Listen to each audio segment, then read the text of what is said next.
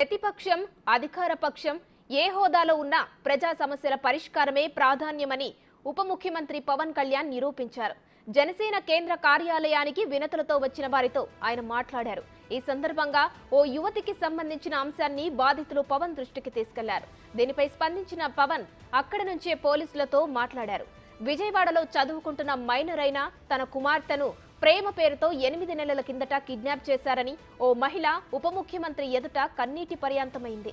మాచవరం పోలీసులకు ఫిర్యాదు చేసినా పట్టించుకోలేదని ఆవేదన వ్యక్తం చేసింది. దీనిపై స్పందించిన పవన్ మాచవరం సీఐతో ఫోన్లో మాట్లాడి తక్షణమే చర్యలు తీసుకోవాలని ఆదేశించారు.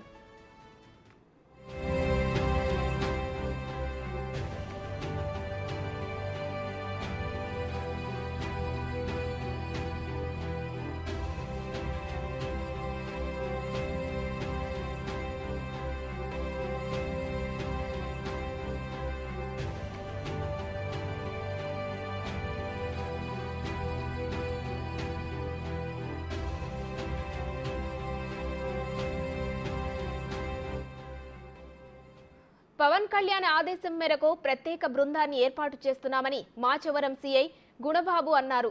8 నెలలుగా తాము సమగ్రమైన విచారణ జరిపామని, హైదరాబాద్, బెంగళూరు వెళ్లి మరీ ఆచూకీ కోసం గాలించామని బిగ్ టీవీకి ఇచ్చిన ఇంటర్వ్యూలో సీఐ గుణరాము వెల్లడించారు. ప్రస్తుతం ఆంధ్రప్రదేశ్ మొత్తం కూడా విజయవాడ మాచవరం పోలీస్ స్టేషన్ వైపు చూస్తుంది. ఎందుకు చూస్తుందా అంటే తాజాగా మాచవరం లిమిట్స్ పరిధిలో ఒక జంట, ఒక అమ్మాయి మిస్ అయినట్లు తెలిసింది. దాదాపుగా 7 నెలలు పైగా గడుస్తున్నా తమ కుమార్తె ఆచూకీ లేదని చెప్పి సాక్షాత్తు ఆ మహిళ నిన్న జనసేన అధినేత ఆంధ్రప్రదేశ్ ఉప ముఖ్యమంత్రి పవన్ కళ్యాణ్కి ఫిర్యాదు చేసింది. అసలు ఆ ఫిర్యాదులో ఏముంది, ఎందుకు ఆ అమ్మాయిని ట్రేస్ చేయలేపారు అనే దానికి సంబంధించి కూడా ప్రస్తుతం మనతో మాచవరం సీఏ ఉన్నారు. సార్, ఏంటి అసలు పవన్ కళ్యాణ్ గారికి ఎందుకు ఫిర్యాదు చేయాల్సి వచ్చింది, అసలు ఏం జరిగింది? నిన్న మధ్యాహ్నం 3 గంటలకి honourable deputy CM Shri Pawan Kalyan గారు ఈ కేసు విషయమై నన్ను అడిగారు. వారికి నేను వివరాలన్నీ కూడా చెప్పాను. వారు సాధ్యమైనంత తొందరలో మీరు ప్రత్యేకమైనటువంటి దృష్టి పెట్టి ఈ కేసును ఛేదించాలని వారు ఆదేశించారు. ఒక స్పెషల్ టీంని ఏర్పాటు చేశారు. ఇందులో ఈ స్పెషల్ టీం మళ్ళీ మొదటి నుంచి కూడా, అంటే ఫస్ట్ నుంచి కూడా మేము చాలా ఇన్వెస్టిగేషన్ ఇందులో చేయడం జరిగింది. వీరిని మేము హైదరాబాద్ వరకు వెళ్ళడం గుర్తించాం. ఆ సంబంధించిన సీసీ ఫుటేజీలు అవన్నీ కూడా ఉన్నాయి. ఈ క్రమంలో కంప్లైనెంట్ తాలూకు బంధువులు కూడా మాతో పాటే ఉన్నారు. వారితో పాటు మేము అంతా కలిపి హైదరాబాద్లో వారిని ఎక్కడ దాకా వెళ్ళారన్నది గుర్తించాం. అక్కడికి వెళ్ళిన తర్వాత ఒక సీసీ కెమెరా లింక్ లేకపోవడంతో, అంటే అక్కడ సీసీ కెమెరా ఏరియాలో లేకపోవడంతోనే తర్వాత ఇటు ఫర్దర్ ఎటు వెళ్ళారు, ఎటు మూవ్ అయ్యారు అనేది మనకు తెలియలేదు. టెక్నికల్గా కూడా చాలా విశ్లేషణ అయితే మేము చేసాం, అన్ని రకాలుగా. అటు ఇన్స్టాగ్రామ్ ఐడి కానీ, గూగుల్ మెయిల్ ఐడీలు కానీ, బ్యాంక్ అకౌంట్లు కానీ, ఫోన్పేలు కానీ, ఇట్లా మాకు అందుబాటులో ఉన్నటువంటి అన్ని అవకాశాలని మొత్తం అన్ని విధాలు కూడా మేము ఇన్వెస్టిగేషన్ చేయడం జరిగింది. కానీ మనకి దురదృష్టవశాత్తు ఇంతవరకు ఎటువంటి మనకి లభించలేదు. అట్లానే వాళ్ళ ఫ్రెండ్ సర్కిల్ వాళ్ళని కూడా చాలామంది విట్నెస్లు మేము ఇందులో ఎగ్జామిన్ చేసాం. ఆయన కూడా వాళ్ళకి మాకు దొరకలేదు. ఇప్పుడు ఈ స్పెషల్ టీము ఏర్పాటు, వారి ఆదేశాల మేరకు స్పెషల్ టీం ఏర్పాటు చేసిన తర్వాత ఈ టీంతో ఈరోజు మీరు చూశారు, ఈ టీంతో మేము మళ్ళీ కూర్చున్నాం. మీ ముందే సుమారు ఒక 5-6 మేము విచారించడం కూడా జరిగింది. మళ్ళీ మొదటి నుంచి ఇంతకుముందు ఏమన్నా ఈ లోటుపాట్లు ఏమైనా ఉన్నా, అలాగే మా సిపి గారు కూడా ఈ ఇన్వెస్టిగేషన్ ఏ విధంగా సాగాలన్న దాని మీద కూడా కొన్ని డైరెక్షన్స్ ఇచ్చారు. అవి నేను డైరెక్షన్స్ ఇన్వెస్టిగేషన్ కాబట్టి రివీల్ చేయలేను. ఆ డైరెక్షన్స్ ప్రకారంగా సైబర్ క్రైమ్ వాళ్ళతో కలిపి మేము మళ్ళీ ఇన్వెస్టిగేషన్ స్టార్ట్ చేసి తొందరలోనే పట్టుకుంటామనేటువంటి నమ్మకం నాకు ఉంది. ఆ దిశగా మేము ప్రయత్నం చేస్తాం. సార్, అసలు ఎప్పుడు మిస్ అయ్యారు, మీకు ఎప్పుడు కంప్లైంట్ వచ్చింది, దాదాపుగా ఇప్పటివరకు జరిగిన విచారణకు సంబంధించి ఎటువంటి పురోగతి ఉంది? అదే 28/10/2023 మనకి కంప్లైంట్ వచ్చింది. ఈ అమ్మాయి పేరు తేజస్విని, భీమవరం వాస్తవ్యులు. వారి అమ్మాయి ఇక్కడ మన మాచవరం డౌన్లో ఉన్నటువంటి కాలేజీలో చదువుతున్నారు. వాళ్ళ సీనియర్ అబ్బాయి అయినటువంటి అంజాద్తో వారికి పరిచయం ఉండటం కారణంగా వెళ్ళిపోయారనే విషయం మనకు తెలిసింది. ఈ క్రమంలో మనం ఇందాక మీకు చెప్పాను, హైదరాబాద్ వరకు మనం ట్రాక్ చేశామని. ఆ తర్వాత ఇంకా మనకి క్లూస్ లభించలేదు. చాలా ప్రయత్నాలు చేస్తున్నాము. ఇంకా మరిన్ని ప్రయత్నాలు ఇంకా ఇప్పుడు వచ్చిన దాన్ని బట్టి ఇంకా ఇప్పుడు టీము, ఇంకా ఆఫీసర్స్ అంతా కూడా ఇన్వాల్వ్ అయ్యారు. వాళ్ళందరి సలహాలు అవన్నీ కూడా చూసుకుని దాన్ని బట్టి ఎట్లా ముందుకెళ్ళాలని చూసి మేము పట్టుకుంటాం. సార్, అతను ఎవరైతే మీరు చెప్తున్నారో అంజాద్ గతంలో వేరే అమ్మాయిని కూడా తీసుకెళ్ళినట్టు కొంత ఆరోపణలు ఏదో ఉన్నాయి, అది ఎంతవరకు వాస్తవం ఉంటారు? ఒక అమ్మాయితో ఒక వారం రోజుల పాటు అతను అరకు వైపు వెళ్ళాడనేది మా వాస్తవం. మేము అమ్మాయిని కూడా విచారించాం. వాళ్ళు ప్రస్తుతం ఇక్కడ ఉండడం లేదు. ఆ అమ్మాయిని కూడా విచారించాం. అది కరెక్టే. అది సార్, ఫైనల్గా ఈ కేసుకు సంబంధించి ఎప్పటిలోపు ట్రేస్ చేసే అవకాశం ఉంది? డిప్యూటీ సీఎం హోదాలో మొట్టమొదటిసారిగా మీకే ఆ బాధ్యతలు అప్పచెప్పారు ఆయన. ఎప్పటికైనా కంపల్సరీ దీన్ని ట్రేస్ చేయాల్సిన బాధ్యత పోలీస్ మీద ఖచ్చితంగా ఉంటుంది. నేను ఎంతకాలం పడుతుంది అనేది నేను చెప్పలేను. నాకు దొరికిన ప్రతి క్లూని కూడా ప్రతి క్షుణ్ణంగా చాలా సూక్ష్మంగా, ఎందుకంటే మా సిపి గారికి ఎవ్రీ డే ఈ కేసు మీద ఎవ్రీ డే ఈ టీం ఏం పని చేశాం అన్న దాని మీద ఈవినింగ్ కంపల్సరీ ఆయనకి మనం రివ్యూ చేయాలి. ఆయన రివ్యూ చేస్తానన్నారు. అలాగే నిన్న కూడా చేశారు. టెక్నికల్గా ఏ విధమైన ఆధారాలు అంటే ఉన్న ఫోన్ నెంబర్లు కానీ అవి వాడడం లేదు. సో మళ్ళీ మనం రకరకాలుగా ప్రయత్నాలు చేసి తొందరలోనే పట్టుకుంటామని అనుకుంటున్నాం. సో ఇది మొత్తం మీద చూసుకుంటే ఎవరైతే ఉన్నారో వీరు ఖచ్చితంగా అమ్మాయి మిస్సింగ్ అయిందంటే ఇద్దరు కలిసి వెళ్ళిపోయారనేది తమ విచారణలో తేలింది. వీరిద్దరూ హైదరాబాద్లో ఉన్నట్లు కూడా తమకి కొంత సీసీ ఫుటేజ్ ఆధారంగా తేలింది. కానీ హైదరాబాద్ నుంచి నెక్స్ట్ ఎక్కడికి వెళ్ళారనేది ఒక చైన్ లింక్ మిస్ అయింది. దాన్ని బేస్ చేసుకుని త్వరలోనే పూర్తి స్థాయిలో విచారణ చేపట్టి ఖచ్చితంగా కేసుని క్లోజ్ చేస్తామని చెప్పి కూడా సీఏ చెప్తున్నారు. Outer studio.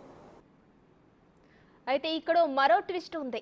8 నెలలుగా అదృశ్యమైన యువతి ఓ ముస్లిం యువకుడితో ప్రేమలో పడినట్లు తెలుస్తోంది. అతని ఆచూకీ తెలపాలంటూ పోలీసులు అంజద్ తల్లిదండ్రులను తరచూ స్టేషన్కు రప్పిస్తున్నారు. తాము బాగా విసిగిపోయామని, ఇక తిరిగే ఓపిక తమకు లేదని వారు బిగ్ టీవీతో గోడు వెళ్లబోసుకున్నారు. తమకు ఆత్మహత్యే శరణ్యమని చెబుతున్నారు. ఓవైపు కుమారుడు దూరమయ్యాడని బాధపడుతుంటే, మరోవైపు కేసు పేరుతో పోలీసులు తమను తిప్పించుకుంటున్నారని అంజద్ పేరెంట్స్ చెబుతున్నారు. అయితే ఒక కేసు విచారణకు సంబంధించి కూడా పవన్ కళ్యాణ్ నిన్న మాచవరం సిఐకి ఫోన్ చేశారో, ఆ కేసులో ఎవరైతే అంజాద్ ఉన్నారో వారి తల్లిదండ్రులు ప్రస్తుతం అంతా ఉన్నారు. సార్, ఏంటి సార్ అసలు ఏం జరిగింది? మీ బాబు ఎక్కడికి వెళ్ళాడు? ఎప్పుడు మీరు ఫిర్యాదు చేయడం జరిగింది? మా బాబు ఎక్కడికి వెళ్ళాడు మాకు తెలియదండి. మేము వెతుకుతున్నాము. ఎన్ని రోజులైంది మీ బాబు వెళ్ళి? మీకు అసలు ఎటువంటి సమాచారం ఉందా? అసలు ఏం సమాచారం లేదండి.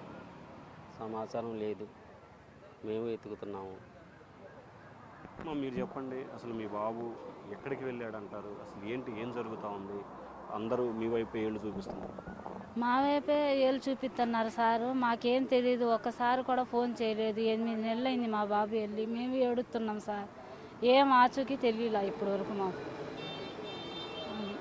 మీరు రెగ్యులర్గా పోలీసులు మిమ్మల్ని పిలుస్తున్నారు, విచారణ జరుగుతుంది, కానీ మరి ఎందుకు పోలీసులు అంతవరకు ట్రై చేస్తున్నారు? ఏం పోలీసులు కూడా ట్రై చేస్తున్నారు పాపం. రోజు పిలుస్తున్నారు. మేము స్టేషన్కి వస్తున్నాం. పోలీసులు కాడ వాళ్ళు ట్రై చేస్తున్నారు, ఎతుకుతున్నారు. ఏం ఆచూకీ తెలియలేదు సార్. ఇందాక మీ బాబుకి ఏదో వాట్సాప్లో మెసేజ్ పెట్టిన, ఒకసారి ఆ మెసేజ్ ఏమని పెట్టారు, ఏంటండి అది?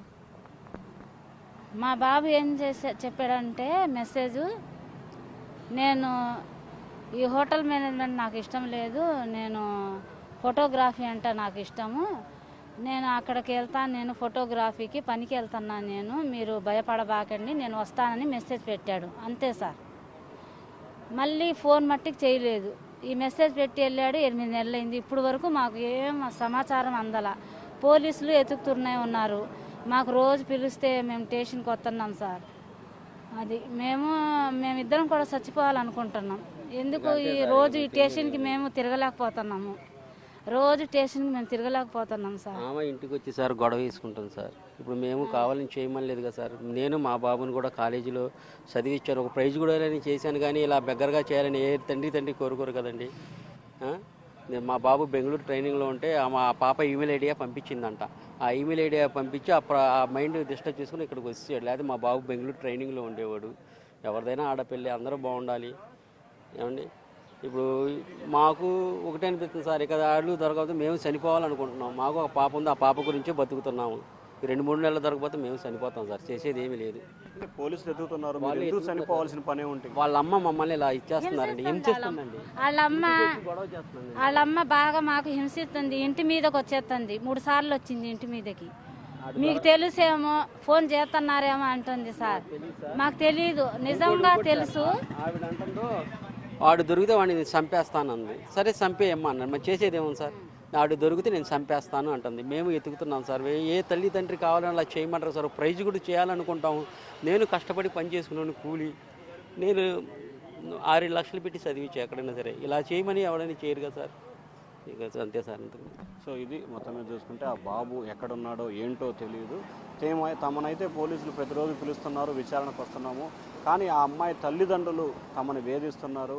మా బాబు దొరక్క మేము ఆందోళన చెందుతున్నాం, ఇంటి దగ్గరకు వచ్చి గొడవలు చేస్తున్నారు, పోలీసులు ప్రతిరోజు పిలుస్తున్నారు. తమ బాబు దొరక్కపోగా తాము ఇట్లా మానసిక క్షోభ అనుభవిస్తున్నాము, తమకు కూడా గత్యంతరం లేక ఆత్మహత్య చేసుకోవాలనుకుంటున్నామని చెప్పి కూడా ఆ తల్లిదండ్రులు అయితే బిగ్ టీవీ చెప్తున్నారు.